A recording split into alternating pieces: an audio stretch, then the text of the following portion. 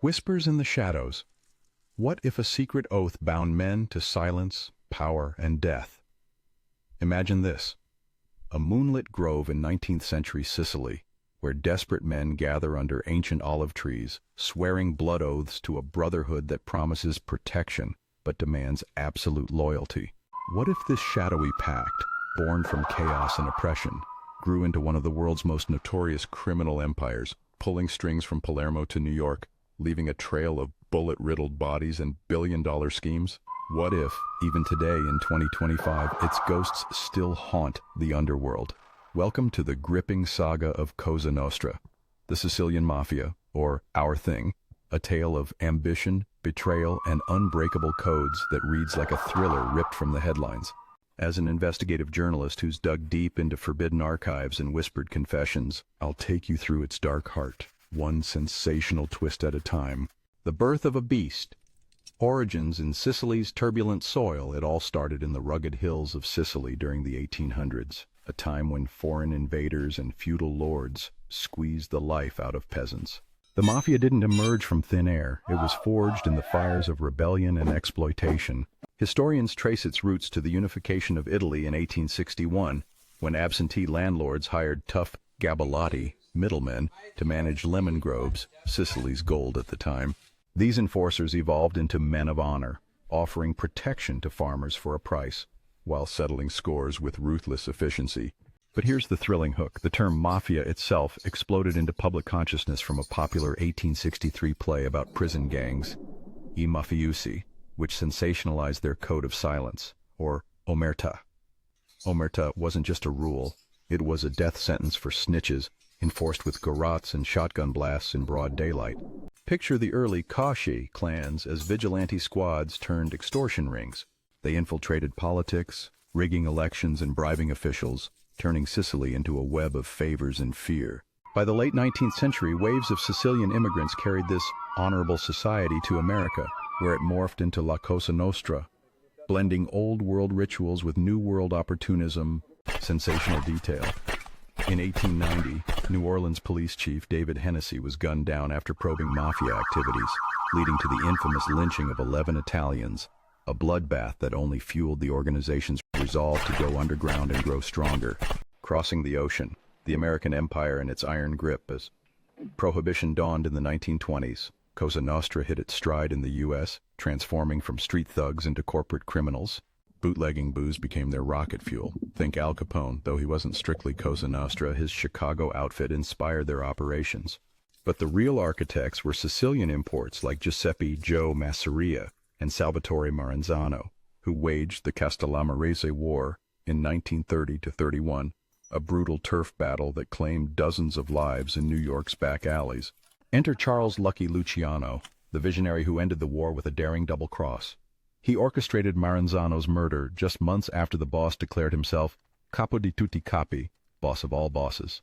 Luciano then formed the Commission, a board of bosses from 5 New York families, Genovese, Gambino, Lucchese, Colombo, Bonanno, to arbitrate disputes and divvy up rackets. Genius-level organization that kept the peace while raking in fortunes from gambling, unions, and narcotics. Thrilling example, the 1957 Appalachian meeting in upstate New York, where over 60 bosses gathered in a barbecue-turned summit, only to be raided by police. Suits scattered into the woods, exposing the Mafia's national network and sparking FBI crackdowns. Back in Sicily, bosses like Tommaso Buscetta flipped in the 1980s Maxi trial, revealing rituals like pricking fingers and burning saint cards during initiations.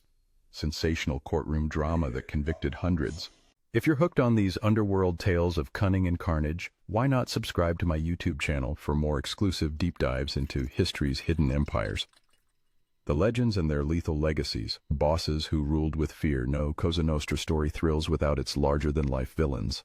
Take Vito Genovese, the ruthless climber who ordered hits from prison beds, or Carlo Gambino, the godfather archetype who built an empire on subtlety, avoiding headlines while controlling New York's garment district and waterfront. Then there's John Gotti, the Teflon Don, whose flashy suits and media charm masked a killer instinct. He orchestrated the 1985 assassination of Gambino boss Paul Castellano outside Sparks Steakhouse in Manhattan, a brazen midday hit that screamed defiance. Sensational twist. Gotti's own underboss, Sammy the Bull Gravano, turned rat in 1991, testifying to 19 murders and crumbling the Gambino family. In Sicily, Salvatore Totò Riina, the Beast, unleashed the second Mafia war in the 1980s, bombing judges like Giovanni Falcone in 1992, a car bomb so massive it cratered a highway and shocked the world. Riina's reign of terror included dissolving a 13-year-old boy in acid after his father cooperated, pure horror that galvanized anti-mafia movements. Blood on the streets, hits, heists, and high-stakes operations. Cosa Nostra's operations were Hollywood-ready heists mixed with nightmare violence. In the 1960s, they flooded the U.S. with heroin via the pizza connection, using pizzerias as fronts for a $16 billion drug ring linking Sicily to New York, 38 labor racketeering. They infiltrated unions like the Teamsters, siphoning pension funds for Vegas casinos, think the Flamingo and Sands, built on mob money. A chilling example, the 1979 murder of Carmine Galante, Bonanno boss, shotgunned while chomping a cigar at a Brooklyn restaurant. His body slumped over, zipper fly open, in a scene straight out of a Scorsese film, but cracks appeared. The 1985 Mafia Commission trial nailed bosses like Anthony Fat Tony Salerno for racketeering, thanks to bugs planted in limos and social clubs too. In Italy, the 1990s saw brutal retaliations like the Uffizi gallery bombing in Florence, killing 5 in a bid to intimidate the state. The Phantom Menace, Cosa Nostra in 2025, weakened but not dead. Fast forward to today, October 2025. Is Cosa Nostra a relic? Hardly.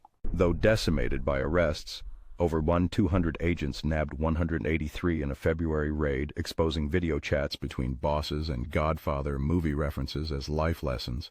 The organization adapts 17 Sicilian clans complain of miserable recruits, yet they're forging alliances with rivals like the 'Ndrangheta for drug trafficking and green energy scams. In the U.S., New York's 5 families linger in construction and waste management, with whispers of resurgence in cyber extortion. A January report warns of freed mobsters returning to Palermo, stirring fears among victims' families. Even X posts buzz with modern takes, like one calling global politics the real mafia, the oath unbroken, a lingering threat that demands vigilance. As the sun sets on this epic of shadows, remember, Cosa Nostra isn't just history, it's a warning. From lemon groves to luxury penthouses, its code of Omertà has outlasted empires, adapting like a virus in the veins of society. But what if the next chapter involves AI-rigged rackets or alliances with cartels that could reignite global terror? The beast may be wounded, but its pulse beats on. If this thrill ride left you craving more, uncovering lost files, interviewing insiders, exposing today's kingpins, subscribe to my YouTube channel now. Hit that button, join the hunt, and let's peel back the next layer of the underworld together. Who knows what secrets we'll unearth? Stay vigilant and subscribed.